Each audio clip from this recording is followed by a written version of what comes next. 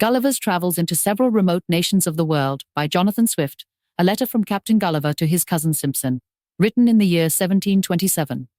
I hope you will be ready to own publicly, whenever you shall be called to it, that by your great and frequent urgency you prevailed on me to publish a very loose and uncorrect account of my travels, with directions to hire some young gentleman of either university to put them in order, and correct the style as my cousin Dampier did by my advice in his book called A Voyage Round the World. But I do not remember I gave you power to consent that anything should be omitted, and much less that anything should be inserted. Therefore, as to the latter, I do here renounce everything of that kind, particularly a paragraph about Her Majesty Queen Anne, of most pious and glorious memory, although I did reverence and esteem her more than any of human species. But you or your interpolator ought to have considered that it was not my inclination, so was it not decent to praise any animal of our composition before my master Houyhnhnm? And besides, the fact was altogether false, for to my knowledge, being in England during some part of Her Majesty's reign, she did govern by a chief minister, nay, even by two successively, the first whereof was the Lord of Godolphin, and the second the Lord of Oxford, so that you have made me say the thing that was not.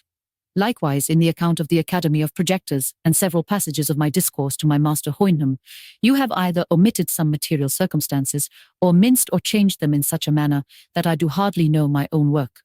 When I formerly hinted to you something of this in a letter, you were pleased to answer that you were afraid of giving offence, that people in power were very watchful over the press, and apt not only to interpret but to punish everything which looked like an innuendo, as I think you call it. But, pray, how could that which I spoke so many years ago, and at about 5,000 leagues distance in another reign, be applied to any of the Yahoos who now are said to govern the herd, especially at a time when I little thought or feared the unhappiness of living under them? Have not I the most reason to complain when I see these very Yahoos carried by Houyhnhnms in a vehicle, as if they were brutes, and those the rational creatures? And indeed, to avoid so monstrous and detestable a sight was one principal motive of my retirement hither.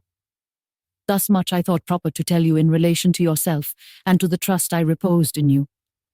I do in the next place complain of my own great want of judgment, in being prevailed upon by the entreaties and false reasoning of you and some others, very much against my own opinion, to suffer my travels to be published. Pray bring to your mind how often I desired you to consider, when you insisted on the motive of public good, that the Yahoos were a species of animals utterly incapable of amendment by precept or example, and so it has proved. For instead of seeing a full stop put to all abuses and corruptions, at least in this little island, as I had reason to expect, behold, after above 6 months' warning, I cannot learn that my book has produced one single effect according to my intentions. I desired you would let me know by a letter when party and faction were extinguished, judges learned and upright, pleaders honest and modest with some tincture of common sense, and Smithfield blazing with pyramids of law books. The young nobility's education entirely changed, the physicians banished, the female Yahoos abounding in virtue, honor, truth, and good sense, courts and levees of great ministers thoroughly weeded and swept, wit, merit, and learning rewarded, all disgraces of the press in prose and verse condemned to eat nothing but their own cotton, and quench their thirst with their own ink. These and 1,000 other reformations I firmly counted upon by your encouragement, as indeed they were plainly deducible from the precepts delivered in my book. And it must be owned that 7 months were a sufficient time to correct every vice and folly to which Yahoos are subject, if their natures had been capable of the least disposition to virtue or wisdom. Yet so far have you been from answering my expectation in any of your letters, that on the contrary you are loading our carrier every week with libels and keys and reflections and memoirs and second parts, wherein I see myself accused of reflecting upon great state folk, of degrading human nature, for so they have still the confidence to style it, and of abusing the female sex. I find likewise that the writers of those bundles are not agreed among themselves, for some of them will not allow me to be the author of my own travels, and others make me author of books to which I am wholly a stranger.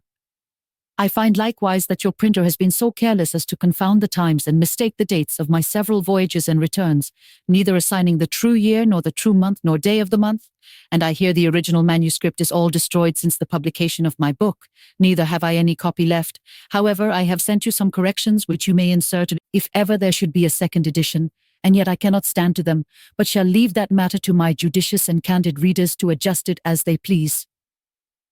I hear some of our sea Yahoos find fault with my sea language, as not proper in many parts nor now in use. I cannot help it. In my first voyages while I was young, I was instructed by the oldest mariners, and learned to speak as they did. But I have since found that the sea Yahoos are apt, like the land ones, to become newfangled in their words, which the latter change every year. Insomuch as I remember upon each return to my own country, their old dialect was so altered, that I could hardly understand the new, and I observe when any Yahoo comes from London out of curiosity to visit me at my house, we neither of us are able to deliver our conceptions in a manner intelligible to the other.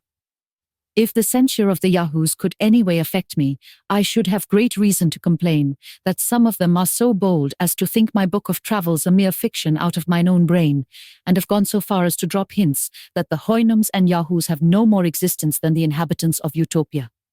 Indeed, I must confess that as to the people of Lilliput, Brobdingnag, for so the word should have been spelt and not erroneously Brobdingnag, and Laputa, I have never yet heard of any Yahoo so presumptuous as to dispute their being, or the facts I have related concerning them, because the truth immediately strikes every reader with conviction.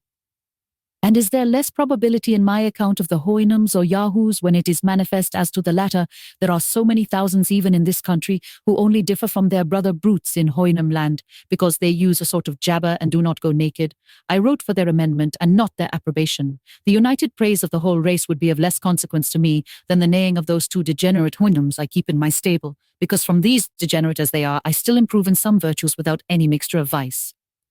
Do these miserable animals presume to think that I am so degenerated as to defend my veracity? Yahoo as I am, it is well known through all Houyhnhnm land that, by the instructions and example of my illustrious master, I was able in the compass of 2 years, although I confess with the utmost difficulty, to remove that infernal habit of lying, shuffling, deceiving, and equivocating so deeply rooted in the very souls of all my species, especially the Europeans. I have other complaints to make upon this